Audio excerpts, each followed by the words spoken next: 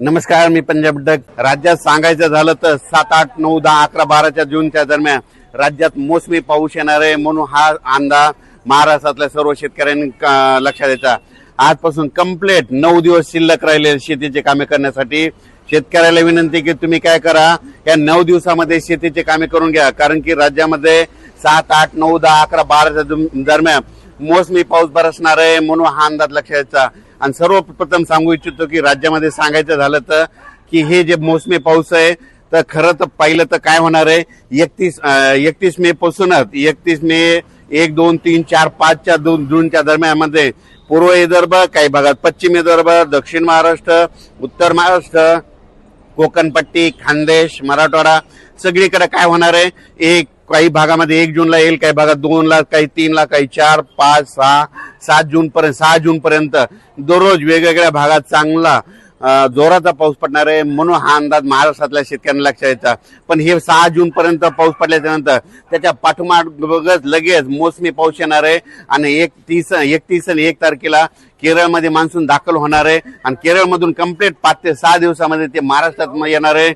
म्हणून ही सर्वप्रथम महाराष्ट्रातल्या शेतकऱ्यांसाठी आनंदाची बातमी. माझी सगळ्या शेतकऱ्याला विनंती, आजच्या कंप्लीट 9 दिवस शिल्लक राहिलेले आहेत. तुमचे काम करण्यासाठी 9 दिवस आहे. तुम्ही शेतीचे मशागतीचे काम करून घ्या, कारण की राज्यामध्ये पावसासाठी खूप पोषक वातावरण आहे.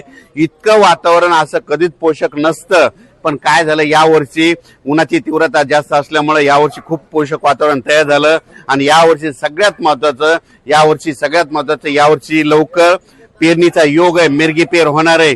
कापसाच्या देखील बऱ्याच शेतकऱ्याचा काय होणार आहे, 2-3 टप्प्यामध्ये लागवडी होणार आहेत. कारण की काय होणार आहे, काही भागामध्ये 1 जून ते 6 जूनच्या दरम्यान काही ठिकाणी खूप जोराचा पाऊस पडणार आहे, काही निरंक राहील, काही भागामध्ये जास्त पाऊस पडणार आहे.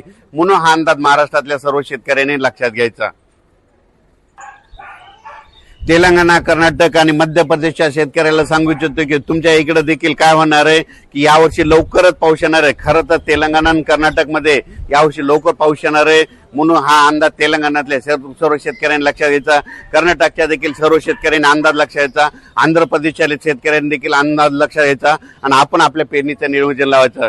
सांगायचं झालं तर यावर्षी सगळ्यात महत्वाचं म्हणजे एवढं पोषक वातावरण कधीच नसतं, पण यावर्षी सगळ्यात चांगलं वातावरण आहे. मी म्हटलं होतं ना, 2026ला शेतकऱ्याची पिकं चांगली येणार. ज्या वर्षी पेरणी लवकर होते त्या वर्षी शेतकरी मालामाल होतो, म्हणून हे लक्षात घ्यायचं.